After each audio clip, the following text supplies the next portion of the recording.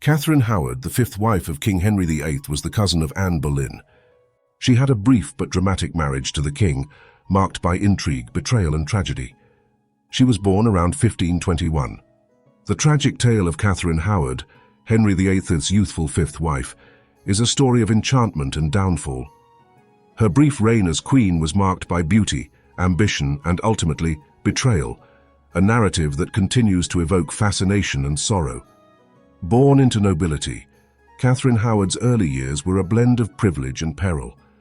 She grew up in a time when familial alliances could determine one's fate, and her upbringing was both a blessing and a curse that paved her future. Catherine was a cousin to Anne Boleyn, Henry VIII's infamous second wife. This connection to Anne, who had been executed for treason, foreshadowed Catherine's own tumultuous journey. The shadow of Anne's fate loomed large over Catherine's life. As a political pawn, Catherine's marriage to Henry VIII was orchestrated by her ambitious uncle.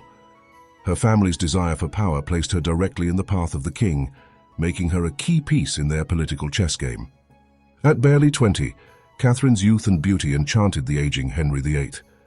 Her vibrant presence was a stark contrast to the king's advancing years and waning health, capturing his heart and igniting a passionate yet ill-fated romance.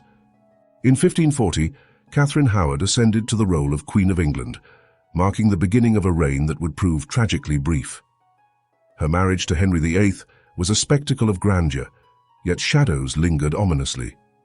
As queen, Catherine was expected to produce an heir and support Henry. Her role came with immense pressure, balancing royal duties and the king's expectations. All the while, the court's lavish lifestyle concealed lurking dangers. Catherine's charm and vivacity made her a favorite at the Tudor court. However, her past indiscretions threatened her new position. The opulence of court life provided no shield against the consequences of her previous romantic liaisons. Among those past entanglements was Francis Dereham, whose relationship with Catherine posed a significant risk. Their history, though seemingly buried, became a looming threat, casting a shadow over her life as queen. Thomas Culpeper, another figure from Catherine's past, further complicated matters. Allegations of an affair with him intensified the peril she faced. The whispers and rumors surrounding their connection would ultimately lead to her downfall.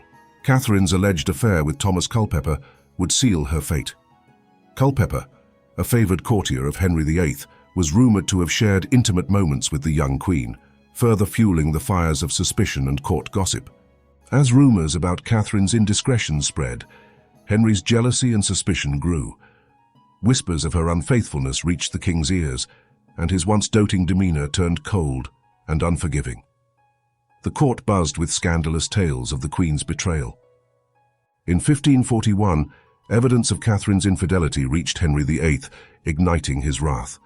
Letters and testimonies began to surface, painting a damning picture of her indiscretions. The proof was undeniable, and Henry's response was swift and unyielding. Catherine was arrested and confined to her chambers at Hampton Court. Isolated and under constant guard, she awaited her fate with growing dread. The walls that once witnessed her moments of joy now echoed with the impending doom. Facing intense interrogation, Catherine was pressured to confess. Her past lovers, including Francis Dereham, were also questioned, revealing details that further incriminated her. The relentless scrutiny left no room for escape, sealing her tragic destiny. Catherine was charged with treason, a crime that carried the ultimate penalty.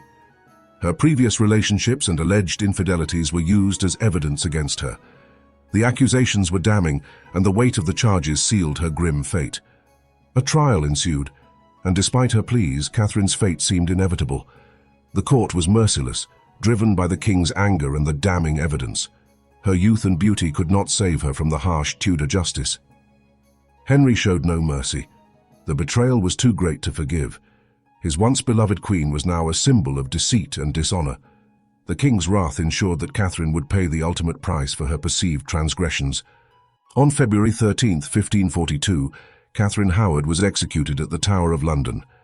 Her life, once filled with privilege and promise, ended with the cold steel of the executioner's blade.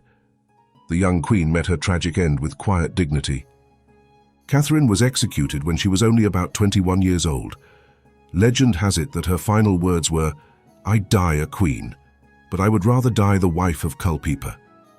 However, this quote is likely apocryphal. Her actual last words, according to some accounts, expressed remorse for her sins and asked for God's mercy. Catherine Howard's story is a poignant reminder of the perils faced by women in Tudor England's royal court. Her brief reign and tragic end underscore the dangers of political machinations, where youth and beauty could be both an asset and a curse. Her tale serves as a grim testament to the precarious lives women led, often caught between ambition and survival. Subscribe for more riveting historical tales, and leave a comment with your thoughts on Catherine Howard's tragic story.